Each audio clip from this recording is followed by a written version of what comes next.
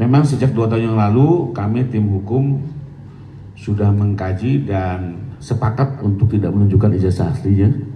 Sekalipun kami semua sudah melihat langsung secara fisik ijazah asli tersebut. Ya. Dan dalam persidangan juga, beberapa persidangan dinyatakan juga oleh kuasa hukum penggugat, tolong tunjukkan kan gitu ya. Dan tidak dikabulkan oleh hakim. Karena memang dari awal kami sudah melihat ini permintaan ini bukan untuk menguji kebenaran, lebih kepada untuk memojokkan dan kepentingan-kepentingan lainnya.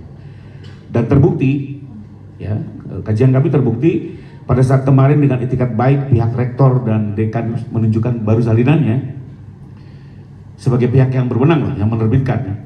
Yang terjadi bukan selesai, tapi yang terjadi adalah muncul isu baru, font lah, foto lah. Jadi ini sudah sesuai dengan dugaan kami.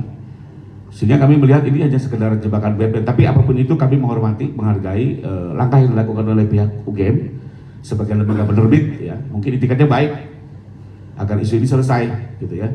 Tapi betul dugaan kami yang terjadi adalah semakin snowball. Jadi sekali lagi kami bukannya tidak mau menunjukkan, tapi sepanjang diminta oleh perintah pengadilan, oleh penegak hukum. Termasuk misalnya, andai kata kita juga melakukan upaya hukum, maka dengan sendirinya kami secara aktif akan menunjukkan itu kepada penegak hukum terkait. Mungkin itu saja. Baik, mungkin saya menambahkan sedikit ya, teman-teman ya.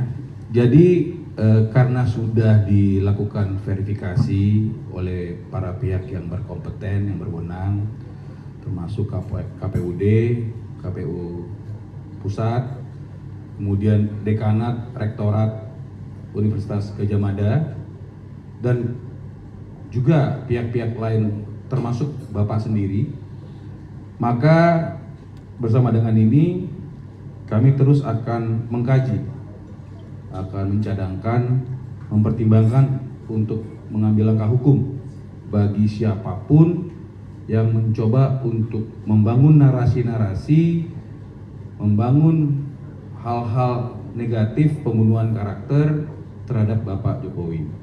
Karena sudah sangat terang, jelas, sudah diverifikasi oleh lembaga yang berwenang, pihak yang berwenang, sudah disampaikan jika ingin berkomunikasi karena Bapak sudah menunjuk kami sebagai kuasa hukumnya dalam rangka melakukan sepanjang ijazah yang disampaikan.